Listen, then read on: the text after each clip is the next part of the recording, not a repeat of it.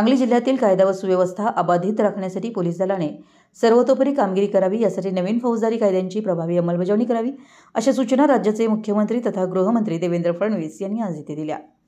Police दलाच्या गुन्हे आढावा बैठकीच्या अध्यक्षस्थानावरून ते बोलत होते।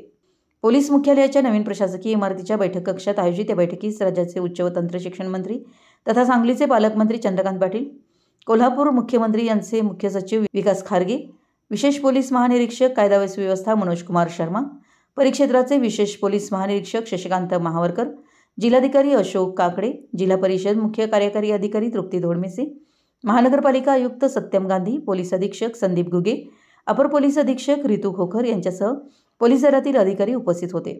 मुख्यमंत्री देवेंद्र फडणवीस म्हणाले की गंभीर गुन्ह्यातील खटले निर्दोष सुटण्यामागच्या कारणांचा अभ्यास करून त्यातील त्रुटी दूर कराव्यात।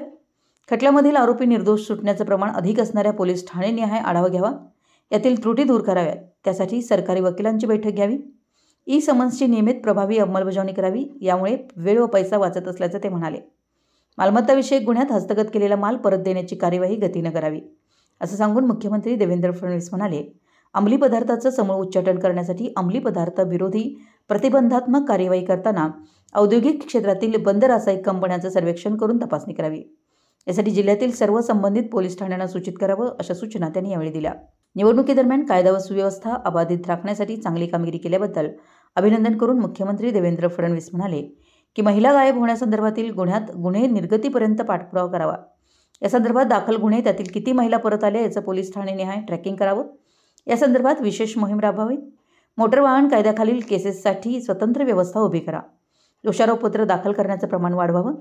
गुन्हे दोषसिद्धीचं प्रमाण वाढवावं, असं सूचित करून मुख्यमंत्री देवेंद्र फडणवीस म्हणाले, नवीन फौजदारी कायद्याच्या माध्यमातून जस्टिस ऑफेन्सिव्ह सिस्टीमद्वारे दोषारोपपत्र दाखल होण्याची गती वाढवावी। 60 ते 90 दिवसात दोषारोपपत्र दाखल होण्यासाठी कार्यवाही करावी। एव्हिडन्सेस ॲडमिसिबलचा फायदा घ्यावा। झिरो FRIचे नियमित FRIमध्ये रूपांतरित कराव्यात, असे ते म्हणाले। दरम्यान कायदा व सुव्यवस्थेचा आढावा घेतल्यानंतर मुख्यमंत्री देवेंद्र फडणवीस यांनी आगामी पावसाळ्याच्या पार्श्वभूमीवर जिल्ह्यातील सर्व यंत्रणांना सतर्क राहण्याच्या सूचना केल्या। यावेळी 117% पाऊस पडण्याचा अंदाज आहे, त्यामुळे 2019च्या महापुराचा धोका लक्षात घेऊन त्याप्रमाणे आवश्यक उपाययोजना कराव्यात। लोकांमध्ये जनजागृती करावी, असं त्यांनी सूचित केलं। जिल्हाधिकारी अशोक काकडे यांनी जिल्हा प्रशासन, जिल्हा परिषद, महानगरपालिका आणि पोलीस दल या चारही प्रमुख यंत्रणा परस्पर समन्वयानं संभाव्य महापूर परिस्थितीत कामगिरी पार पाडतील, अशी ग्वाही दिली। पोलीस अधीक्षक संदीप गुगे यांनी जिल्ह्यातील पोलीस दलाच्या कामगिरीविषयक सादरीकरण केलं।